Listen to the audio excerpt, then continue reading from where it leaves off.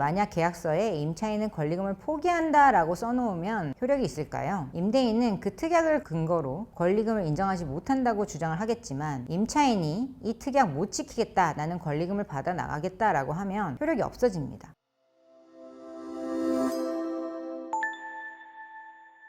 안녕하세요. 부동산 전문 해결사 쪼변입니다. 오늘은 상가 임대차에 관련된 내용 중에 특히 특약에 대해서 말씀을 드려보려고 합니다. 계약서에 특약을 기재한다고 해서 모두 유효한 건 아닌데요. 기재를 하더라도 효력이 없어질 수 있는 특약과 효력이 있는 특약으로 나눠서 말씀을 드리겠습니다. 우선 상가건물 임대차 보호법 위반에 해당이 돼서 효력이 없는 특약 4가지입니다. 첫 번째로 계약갱신 요구권을 배제하는 특약인데요. 계약서에 종종 이런 문구가 있는 경우가 있습니다. 본 임대차는 기간 만료 시 연장 없이 종료되고 임차인은 상가건물 임대차 보호법상의 계약갱신 요구권을 행사하지 않기로 한다. 얼핏 보면 임차인 입장에서는 임대인이 기간을 정해서 깔끔하게 계약을 하는 걸 원하는구나 라고 생각할 수도 있지만 법적으로는 이 특약은 효력이 없습니다. 왜냐하면 이 상가건물 임대차 보호법에서 임차인에게 계약갱신 요구권을 보장하고 있고 이 법은 편면적 강행 규정으로 임차인에게 불리한 특약은 무효가 되기 때문입니다. 상가임대차법에 따르면 임차인은 처음 임대차 기간을 포함해서 최대 10년까지 계약을 갱신할 수 있는 갱신 요구권이 있습니다. 임대인은 임차인이 계약 기간이 끝나기 6개월 전부터 1개월 전 사이 기간 중에 갱신을 요구하면 정당한 사유 없이 이를 거절하지 못하도록 규정되어 있습니다. 그래서 임차인이 아직 행사하지도 않은 갱신 요구권을 미리 포기시켜 놓는 특약은 계약서에 써두더라도 임차인이 무효를 주장하면 무효가 됩니다. 두 번째는 권리금 회수 기회를 박탈하거나 제한하는 특약인데요. 계약서에다가 임차인은 본 임대차와 관련하여 권리금을 주장하지 않는다, 또는 계약 종료 시 임차인은 신규 임차인으로부터 권리금을 받을 권리를 포기한다 라는 등의 문구가 포함되는 경우가 있습니다. 권리금이라는 것은 상가 임차인이 장사하면서 형성한 가치나 영업 노하우, 단골 손님 등의 무형의 재산적 가치를 말을 하는데, 임차인도 처음에는 권리금 안 받아도 되지 라고 대수롭지 않게 생각하고 특약을 쓰기는 하는데 이게 나중 되면 아주 큰 권리가 될 수 있습니다. 아무튼 임차인은 계약이 끝날 때 다음 임차인에게 이 가게의 이런 무형의 가치들을 넘겨주고 권리금을 받을 기회가 있는데 우리 상가임대차보호법도 이를 보호하고 있습니다. 2015년부터 새롭게 도입이 된 권리금 보호 규정이 있는데요. 임대인은 정당한 이유 없이 임차인이 권리금을 회수하도록 하는 절차를 방해하면 안 된다라고 규정을 하고 있습니다. 그런데 만약 계약서에 임차인은 권리금을 포기한다 라고 써놓으면 효력이 있을까요? 임대인은 그 특약을 근거로 권리금을 인정하지 못한다고 주장을 하겠지만 임차인이 이 특약 못 지키겠다, 나는 권리금을 받아 나가겠다 라고 하면 효력이 없어집니다. 왜냐하면 상가건물 임대차 보호법 자체가 강행 규정이기 때문에 이 특약이 무효가 되는 것이죠.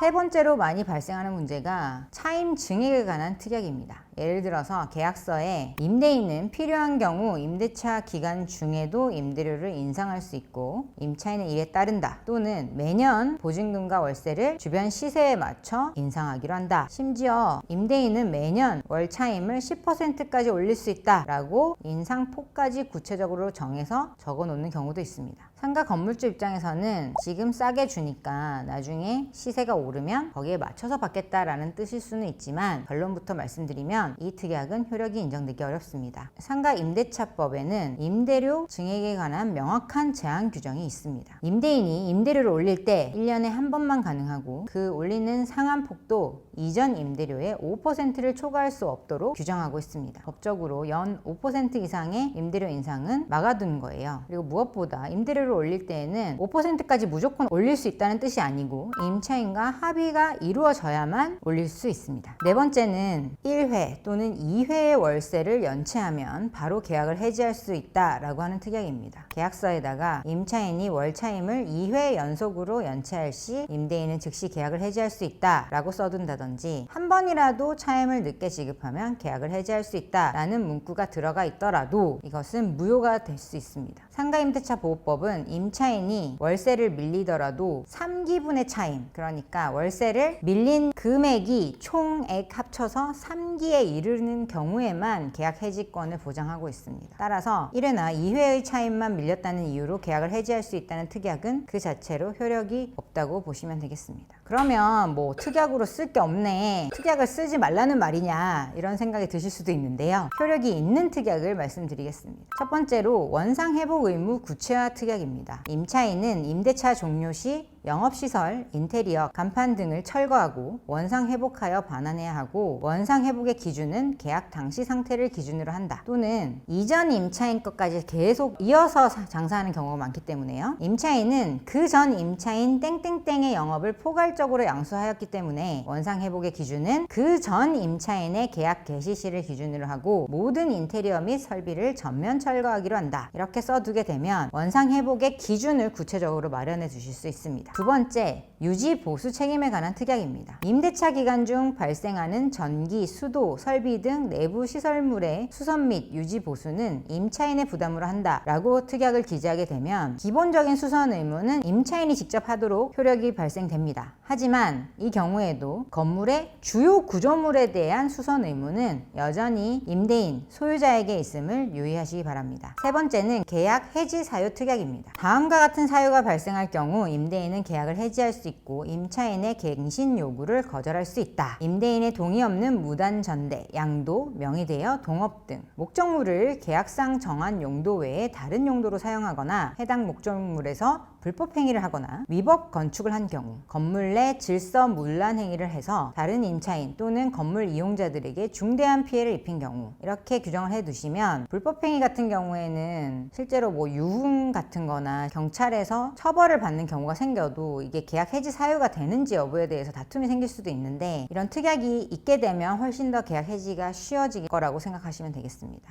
오늘은 상가 임대차 계약에 써 있어도 임차인에게 일방적으로 분리해서 무효가 되는 특약이 있고, 또 효력이 있는 특약이 있다라는 점에 대해서 말씀드렸습니다. 이미 계약서에 기재된 내용이더라도 실제 소송에서 효력이 인정될지 여부는 법적 판단을 받아봐야 정확히 알 수가 있습니다. 오늘 말씀드린 내용들 기억해 두셨다가 부당한 특약 때문에 피해 보시는 일 없으시기 바랍니다. 오늘 영상 여기까지 말씀드리겠습니다. 고맙습니다.